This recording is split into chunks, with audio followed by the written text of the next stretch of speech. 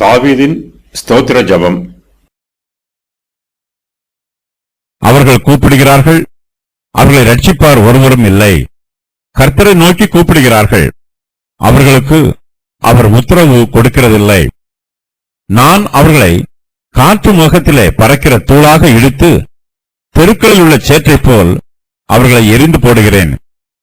ஜனங்களின் சண்டைகளுக்கு நீர் என்னை தப்புவித்து ஜாதிகளுக்கு என்னை தலைவனாக்குகிறீர். நான் அறியாத ஜனங்கள் என்னை சேவிக்கிறார்கள். அவர்கள் என் சத்தத்தை கேட்டவுடனே எனக்கு கீழ்ப்படுகிறார்கள். அந்நியரும் எனக்கு இச்சகம் பேசி அடங்குகிறார்கள். அந்நியர் முனை விழுந்து போய் தங்கள் அரண்களிலிருந்து தத்தளிப்பாய் புறப்படுகிறார்கள். கர்த்தர் ஜீவனுள்ளவர், என் கன்மலையானவர் துதிக்கப்படுவாராக. என் ரட்சிப்பின் தேவன் உயர்ந்திருப்பாராக. அவர் எனக்காக பழிக்கு பழி வாங்கி ஜனங்களை எனக்கு கீழ்ப்படுத்துகிற தேவனானவர். அவரே என் சத்துருக்களுக்கு என்னை விலக்கி விடுவிக்கிறவர். எனக்கு விரோதமாய் எழும்புகிறவர்கள் மேல் என்னை நீர் உயர்த்தி கொடுமையான மனுஷனுக்கு என்னை தப்புவிக்கிறீர். இதன் நிமித்தம் கர்த்தாவே, ஜாதிகளுக்குள்ளே உம்மை துதித்து உம்முடைய நாமத்திற்கு சங்கீதம் பாடுவேன். தாம் ஏற்படுத்தின ராஜாவுக்கு மகத்தான ரட்சிப்பை அளித்து தாம் அபிஷேகம் பண்ணின தாவீதுக்கும் அவன் சந்ததிக்கும் சதா காலமும் கிருபை செய்கிறார். தாவீது கர்த்தரை மனத்தாழ்மையோடும் பயபக்தியோடும் நோக்கி பார்க்கிறார். தேவனுடைய தெய்வீக மகிமையையும் அவருடைய பரிபூரணத்தையும் நினைவு கூர்ந்து தாவீது கர்த்தரை மகிமைப்படுத்துகிறார். கர்த்தர் ஜீவனுள்ளவர், என் கன்மலையானவர் துதிக்கப்படுவாராக. என் ரட்சிப்பின் தேவன் உயர்ந்திருப்பாராக என்று சொல்லி கர்த்தரை துதிக்கிறார். தாவீது கர்த்தரை அறிந்திருக்கிறார். அவருடைய சுபாவங்களையும் குணாதிசயங்களையும் அறிந்து தாவீது அவரை மகிமைப்படுத்துகிறார். தாவீது கர்த்தரை மகிமைப்படுத்துகிற விவரம் வருமாறு: கர்த்தர் ஜீவன் உள்ளவர், புறஜாதியாரின் தேவர்களுக்கு ஜீவன் இல்லை. அவையெல்லாம் ஜீவன் இல்லாத விக்கிரகங்கள். அவை மரித்த நிலைமையில் உள்ளன. அவற்றிற்கு வாயிருந்தாலும் பேசாது, செவிகள் இருந்தாலும் கேட்காது. இஸ்ரவேலின் தேவனோ ஜீவனுள்ளவர், அவர் நித்திய காலமாய் ஜீவிக்கிறவர், தம்மை நம்புகிறவர்களை பாதுகாத்து ரட்சிக்கிறவர். கர்த்தர் ஜீவன் உள்ளவராக இருக்கிறபடியினால் அவரை விசுவாசிக்கிறவர்களும் ஜீவன் உள்ளவர்களாக இருக்கிறார்கள். கர்த்தரே தம்முடைய பிள்ளைகளுக்கு ஜீவனாக இருக்கிறார். புறஜாதியார் தங்கள் தெய்வங்களிடம் உதவி கேட்டு கூப்பிடுகிறார்கள். ஆனால் அவர்களை ரட்சிப்பார் ஒருவரும் இல்லை. அவர்களுடைய தெய்வங்களுக்கு செவிகள் இருந்தாலும் அவற்றால் கேட்க முடியாது. தங்களுடைய தெய்வங்கள் பதில் கொடுக்காததினால் புறஜாதியார் கர்த்தரை நோக்கியும் கூப்பிடுகிறார்கள். கர்த்தரோ அவர்களுக்கு உத்தரவு கொடுக்கிறதில்லை. கர்த்தர் இஸ்ரவேல் ஜனத்தாரோடு உடன்படிக்கை செய்திருக்கிறார்.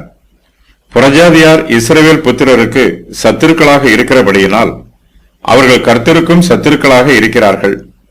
இது நிமித்தமாகவே புறஜாதியார் கர்த்தரை நோக்கி கூப்பிட்டும் கர்த்தர் அவர்களுக்கு உத்தரவு கொடாதிருக்கிறார். புறஜாதியாருக்கு கர்த்தருடைய உதவி கிடைக்கவில்லை. அவர்களை ரட்சிப்பதற்கு யாரும் இல்லை. ஆகையினால் தாவீது அவர்கள் மீது யுத்தம் பண்ணி அவர்களை எளிதாக ஜெயித்து விடுகிறார். அவர்களை காற்று முகத்திலே பறக்கிற தூளாக இடித்து தெருக்களில் உள்ள சேற்றைப் போல அவர்களை எரிந்து விடுகிறார். சத்துருக்களால் தாவீதை ஜெயிக்க முடியவில்லை. கர்த்தர் தாவீதுக்கு கேடகமாய் இருக்கிறார். அவர் தாவீதை தம்முடைய பலத்தால் இடைக்கட்டி இருக்கிறார்.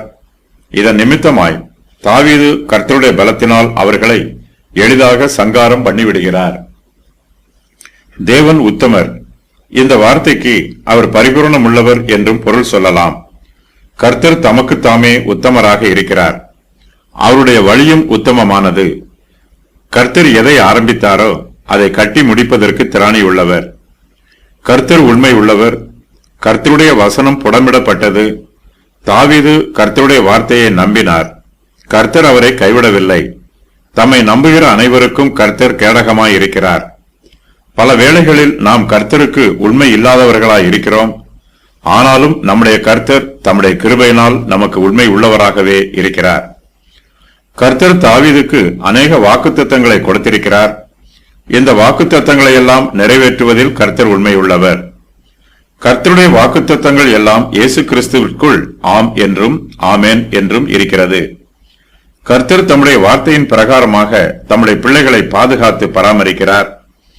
தாவீது தன்னுடைய ஜீவியத்தில் கர்த்தருடைய பாதுகாப்பையும் பராமரிப்பையும் ரட்சிப்பையும் அதிகமாய் ருசித்து பார்த்திருக்கிறார். இதன் நிமித்தமாய் அவர் கர்த்தரை நன்றியோடு துதித்து அவரை மகிமைப்படுத்துகிறார். கர்த்தர் தம்முடைய பிள்ளைகளை பாதுகாக்கிறவர். கர்த்தரே நம்முடைய ரட்சிப்பின் தேவன். கர்த்தருடைய வல்லமையினாலும் கிருபையினாலும் நமக்கு ரட்சிப்பும் நம்பிக்கையும் உண்டாயிருக்கிறது. கர்த்தர் தாவீதுக்கு ரட்சிப்பின் தேவனாய் இருக்கிறார். தாவீது இதை உணர்ந்து என் ரட்சிப்பின் தேவன் உயர்ந்திருப்பாராக என்று கர்த்தரை துதித்து பாடுகிறார். கர்த்தர் தாவீதை மாத்திரம் ரட்சிப்பார் என்றோ, அவர் தாவீதுக்கு மாத்திரம் ரட்சிப்பின் தேவனாய் இருப்பார் என்றோ நாம் வியாக்கியானம் பண்ணக்கூடாது. கர்த்தர் தம்மை நம்புகிற அனைவருக்கும் கேடகமாய் இருக்கிறார். அவர்கள் அனைவருக்கும் ரட்சிப்பின் தேவனாய் இருக்கிறார். கர்த்தர் தம்மை நம்புகிற அனைவருக்கும் அடைக்கலமாகவும் பாதுகாப்பாகவும் இருக்கிறார். கர்த்தரால் தம்முடைய பிள்ளைகள் அனைவரையும் பாதுகாக்க முடியும். நம்மை பாதுகாப்பதற்கு கர்த்தர் எப்போதுமே ஆயத்தமாய் இருக்கிறார். நம்மை பாதுகாத்து பராமரிப்பது தேவனுக்கு பிரியமானது. இதுவே தேவனுக்கு சித்தமுமானது. தாவீது கர்த்தரை நம்பிக்கையோடு நோக்கி பார்க்கிறார். தனக்கு இதுவரையிலும் நன்மை செய்த கர்த்தர் இனிமேலும் நன்மை செய்வார் என்று கர்த்தரை விசுவாசிக்கிறார். ஜனங்களின் சண்டைகளுக்கு கர்த்தர் தன்னை தப்புவித்து ஜாதிகளுக்கு தன்னை தலைவனாக்குவார் என்றும் தான் அறியாத ஜனங்கள் தன்னை சேவிப்பார்கள் என்றும் தாவீது கர்த்தருடைய சமூகத்தில் விசுவாசத்தோடு சொல்லுகிறார். தாவீதின் சத்துருக்கள் அவருக்கு முற்றிலுமாய் அடங்கி போவார்கள். தாவீதின் ராஜ்யம் விஸ்தாரமாகும். தாவீதுக்கு அறிமுகமான ஜனங்களும் அறிமுகம் இல்லாத ஜனங்களும் தாவீதை சேவிப்பார்கள். அவர் கர்த்தரை நம்பியிருக்கிறபடியினால் செழிக்கிறார். கர்த்தருடைய வாக்குத்தத்தம் தாவீதின் ஜீவியத்தில் நிறைவேறி இருக்கிறது. இதனால் அவர் உயர்ந்திருக்கிறார். அவருடைய சத்துருக்கள் தாழ்ந்திருக்கிறார்கள். தாவீதின் சத்துருக்கள் அவருடைய சத்தத்தை கேட்டவுடனே அவருக்கு கீழ்ப்படுகிறார்கள். அந்நியர் அவருக்கு விரோதமாக இதுவரையிலும் இச்சகம் பேசினார்கள். இப்போதோ அவர்கள் தாவீதுக்கு அடங்கி விடுகிறார்கள். அந்நியர்கள் முனை விழுந்து போய் தங்கள் அரண்களில் இருந்து தத்தளிப்பாய் புறப்படுகிறார்கள்.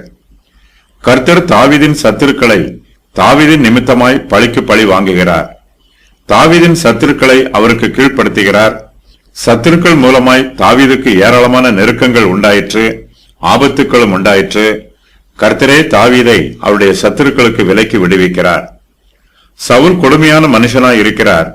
தாவீதை கொல்லுவதற்கு பல சமயங்களில் முயற்சி செய்தார். கர்த்தரோ கொடுமையான மனுஷனாகிய சவுலுக்கு தாவீதை தப்புவித்தார். தாவீதுக்கு விரோதமாய் எழும்புகிறவர்கள் மேல் கர்த்தர் அவரை உயர்த்தினார். தாவீது கர்த்தரை துதித்து பாடுகிறார். கர்த்தருடைய நாமத்திற்கு சங்கீதம் பாடுகிறார். கர்த்தர் தனக்கும் தன்னுடைய சந்ததிக்கும் சதா காலமும் கிருபை செய்ததை நினைத்து தாவீது கர்த்தரை துதித்து அவருடைய நாமத்திற்கு சங்கீதம் பாடுகிறார். தாவீதின் வித்து மேசியாவில் நித்திய காலமாய் தொடர்கிறது. தாவீது இதை தீர்க்க தரிசனமாக முன்னறிவிக்கிறார். தாம் ஏற்படுத்தின ராஜாவுக்கு ரட்சிப்பை அளித்து தாம் அபிஷேகம் பண்ணின தாவீதுக்கும் அவன் சந்ததிக்கும் சதா காலமும் கிருபை செய்கிறார் என்று தாவீது தீர்க்க தரிசனம் சொல்லுகிறார். கர்த்தராகிய இயேசு கிறிஸ்துவே பிதாவினால் அபிஷேகம் பண்ணப்பட்டவர். பிதாவானவர் தாம் அபிஷேகம் பண்ணின குமாரனாகிய இயேசு கிறிஸ்துவுக்கு சதா காலமும் கிருபை செய்கிறார். தேவன் யாருக்கு கிருபை செய்கிறார்? மேசியா, அபிஷேகம் பண்ணப்பட்டவர், தாவீது, தாவீதின் சந்ததி.